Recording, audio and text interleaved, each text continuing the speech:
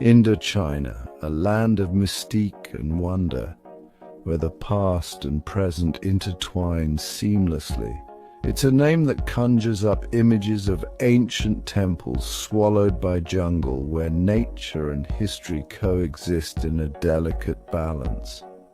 Bustling markets bursting with exotic spices, where the air is thick with the scent of cardamom, cinnamon, and star anise, inviting you to explore their vibrant stalls. And a history soaked in the blood of revolution, where the echoes of past struggles still resonate in the hearts of its people. Wedged between the behemoths of India and China, this region has always been a crossroads of cultures and ideas.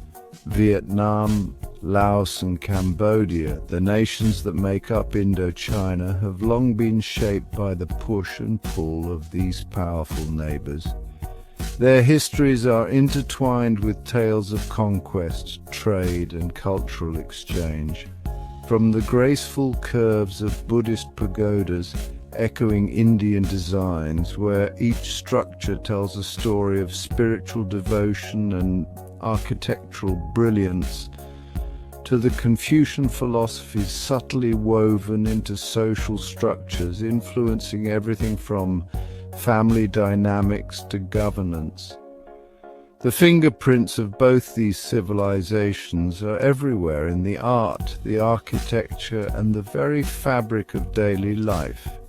Yet Indochina is not merely a blend of borrowed traditions, it is a region that has forged its own unique identity, a tapestry of cultures that is distinctly its own. Think vibrant silk weavings, where each thread is a testament to the region's rich heritage and artistic prowess.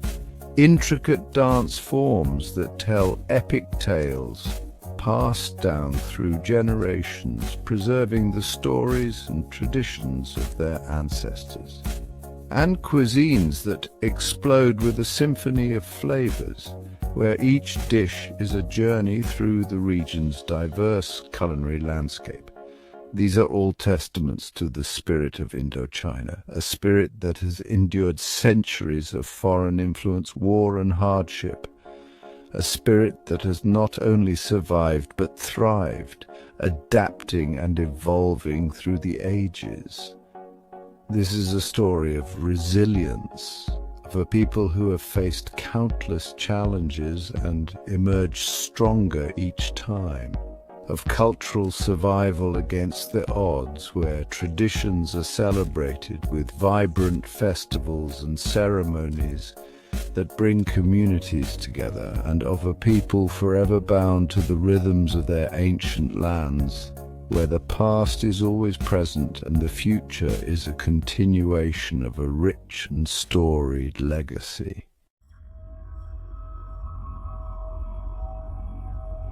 The 19th century saw the tendrils of European colonialism reach across the globe, as powerful nations sought to expand their empires and influence. This era, often referred to as the Age of Imperialism, was marked by the aggressive expansion of European powers into Africa, Asia, and the Americas. The motivations behind this expansion were varied, including economic interests, national prestige, and a belief in the cultural superiority of European civilization. Indochina, a region in Southeast Asia comprising modern-day Vietnam, Cambodia, and Laos, was not spared from this wave of colonization. The region's strategic location and abundant natural resources made it an attractive target for European powers. France, eager for a piece of the Asian pie, set its sights on this strategically vital region.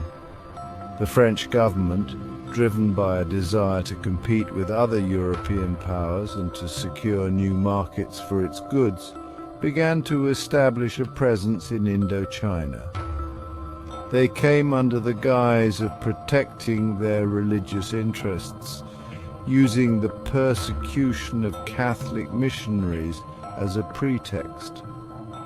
French missionaries had been active in the region for decades, and their presence provided a convenient justification for military intervention. But the real prize was clear: economic domination. The French were keen to exploit the region's rich resources, including rice, rubber, and minerals. They established plantations, mines, and other enterprises to extract these resources and ship them back to France. The French moved with ruthless efficiency, crushing resistance with superior firepower and cunning diplomacy. Local leaders who opposed French rule were swiftly dealt with, and any uprisings were brutally suppressed.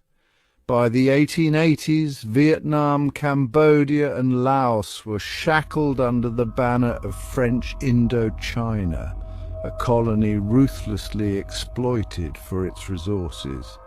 The French established a colonial administration to govern the region, imposing their laws and policies on the local population. Rice, rubber, and tin flowed out of Indochina, filling French coffers while many locals toiled under harsh conditions. The exploitation of these resources often came at a great cost to the local population, who were subjected to forced labor and harsh working conditions. The French administration, obsessed with civilizing their colonial subjects, imposed their language, culture, and institutions. They established schools to teach the French language and promoted French customs and traditions, often at the expense of local cultures. Traditional ways of life were disrupted, often dismissed as backward. The French sought to modernize the region according to their own standards, leading to significant changes in the social and cultural fabric of Indochina. A new elite, fluent in French and schooled in Western ways, emerged, creating a social divide that fueled resentment against colonial rule. This Western-educated elite often found themselves caught between two worlds, struggling to reconcile their traditional heritage with their new identities. The seeds of rebellion, though small at first, were being sown. Discontent with French rule began to grow as more and more people became aware of the injustices and exploitation they were subjected to. This growing sense of nationalism and desire for independence would eventually lead to significant movements for liberation in the decades to come. The French masters of manipulation opted for a system of indirect rule in Indochina. They allowed existing monarchies in Vietnam, Laos, and Cambodia to remain, but these rulers were now puppets dancing to the tune of their colonial masters. Stripped of any real power, these monarchs were reduced to mere figureheads, their authority a facade carefully maintained by their French overlords. This strategy, while seemingly clever, was a double-edged sword. It allowed the French to maintain a semblance of order while minimizing direct administrative costs.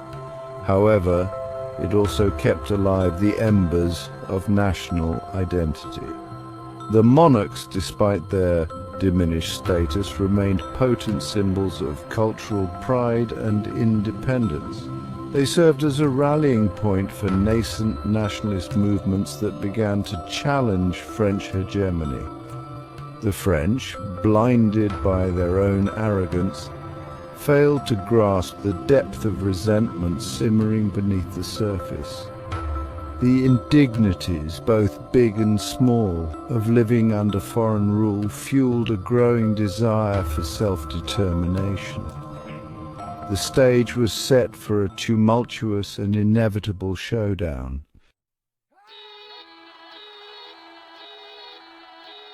World War II brought chaos to Southeast Asia. The region, already a patchwork of colonial territories, was thrust into the global conflict with devastating consequences. The war's impact was felt in every corner, from the bustling cities to the remote villages, altering the course of history for millions. As the Japanese war machine roared across the Pacific, French Indochina found itself caught in the crosshairs. The Japanese forces, driven by their imperial ambitions, sought to dominate the region and secure its resources for their war effort. The swift and relentless advance of Japanese troops left little room for resistance. The once invincible French army, humiliated by the Nazi blitzkrieg in Europe, crumbled before the Japanese onslaught. The fall of France in Europe had already weakened French colonial control, and the Japanese took full advantage of this vulnerability. The French soldiers, demoralized and outmatched, could do little to stop the Japanese advance. In 1941, Japan occupied Indochina, relegating the French to the role of humiliated administrators under their new overlords. The Japanese established a puppet regime, allowing the French to maintain a semblance of authority while stripping them of real power. This occupation marked a significant shift in the region's political landscape. The Japanese occupation, while brief, left a deep scar on Indochina. The Japanese sought to win the hearts and minds of the local population through propaganda and promises of liberation from Western colonial rule. However, their actions often betrayed these promises, leading to widespread disillusionment and resentment.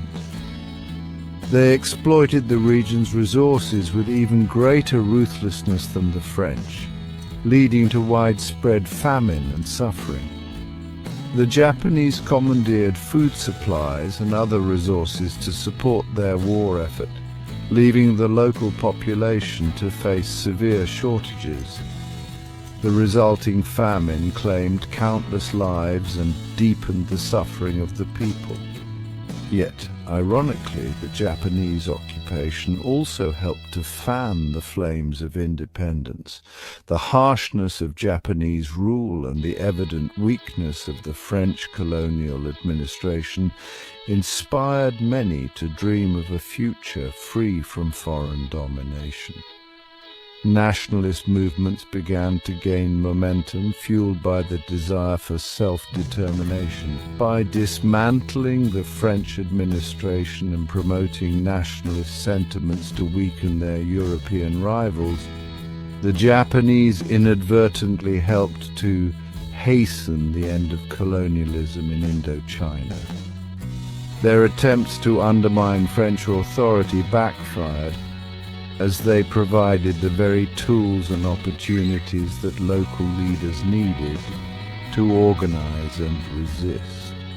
They armed and trained local militias, groups that would later form the core of the Viet Minh, the communist-led independence movement in Vietnam. These militias, initially intended to support Japanese control, eventually turned their weapons against their former benefactors and other colonial powers.